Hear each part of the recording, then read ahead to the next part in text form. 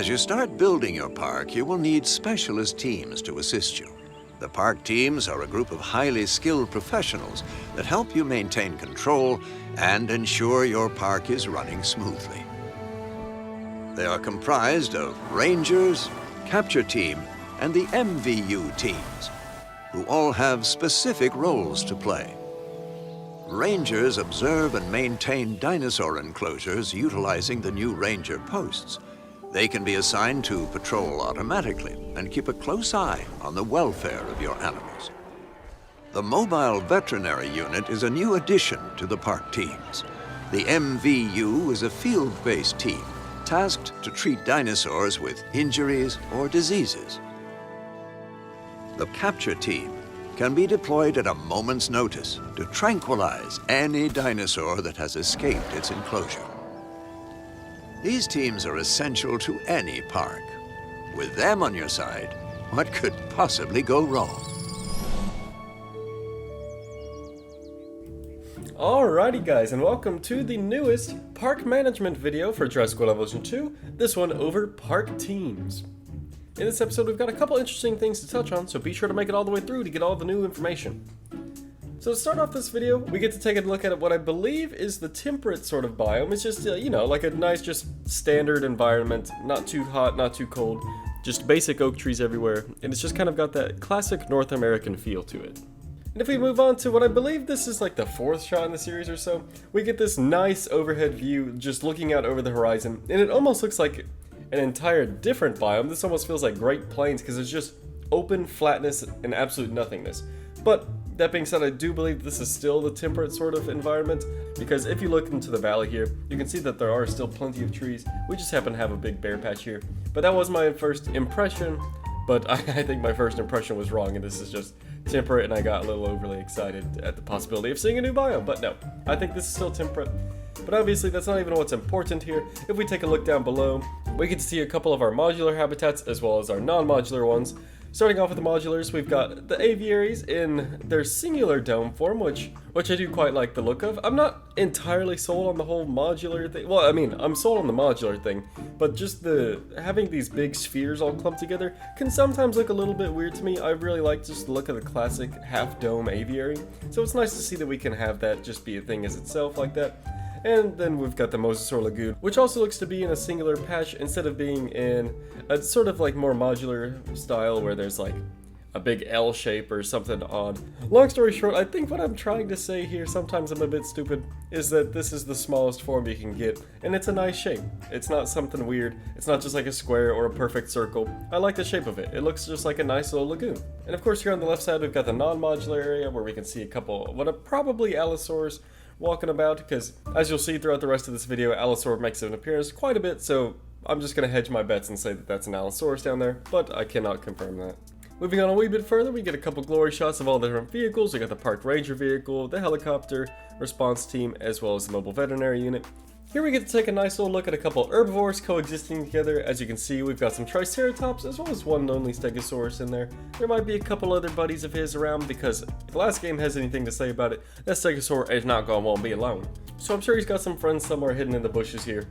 But the main reason why they're showing you this shot here is to show you that there are these park ranger posts, which is how you do your welfare checkups on the creatures. These little observation desks here will scan your creatures and give you vital signs and just kind of tell you how their overall welfare is, which your ranger vehicles can go up to and scan with one of their little devices and get all of the data on their little graphing calculator looking thing so that they can see how your dinosaurs are doing.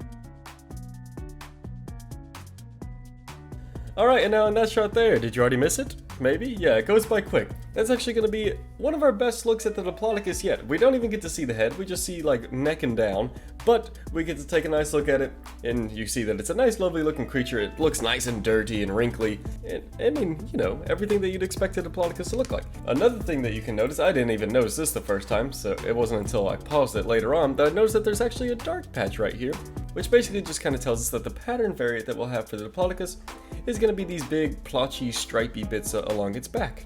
Obviously it doesn't have to look like that every time. We can select from a whole plethora of colors. We might even have the whole color wheel. I don't remember exactly how that whole color schematic works, but we will have an extremely wide variety of colors to choose from for these patterns.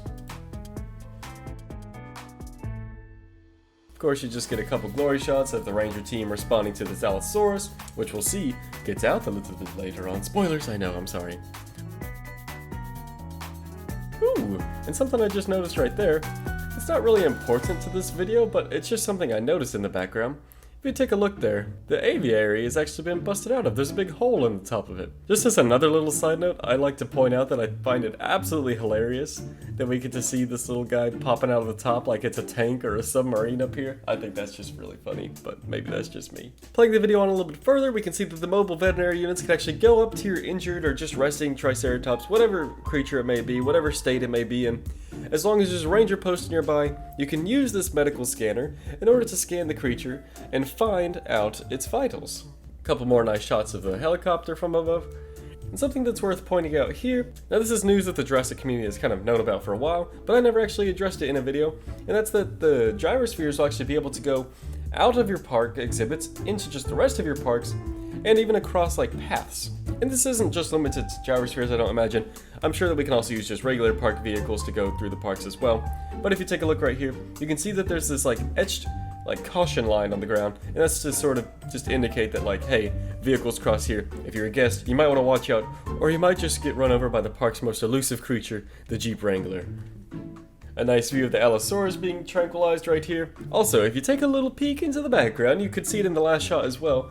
We have these adorable little restaurant eatery sort of decorations. As you can see, there's little tables with chairs and umbrellas, and I'm not sure if we have the option to open and close the umbrella, or if these are separate decorations and there's just kind of duplicates, but there's an open variant and a closed variant.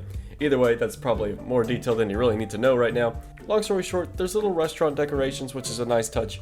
My only complaint with this is I hope that we'll be able to put them on path as well. And unless this is Outback Steakhouse, it's a little bit weird to have them just sitting out in the brush.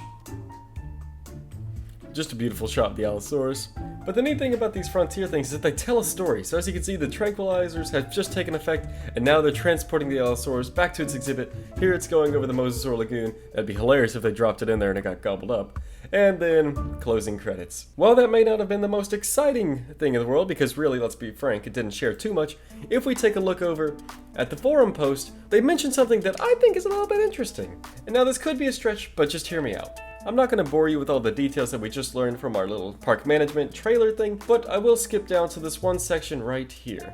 Alright, so moving down underneath this first picture with the helicopter, the ranger vehicle, and the tour trail, we get this big paragraph, and in it, it says, depending on where you place your ranger posts, your ranger teams might spend more time in enclosures and be more exposed to dinosaurs.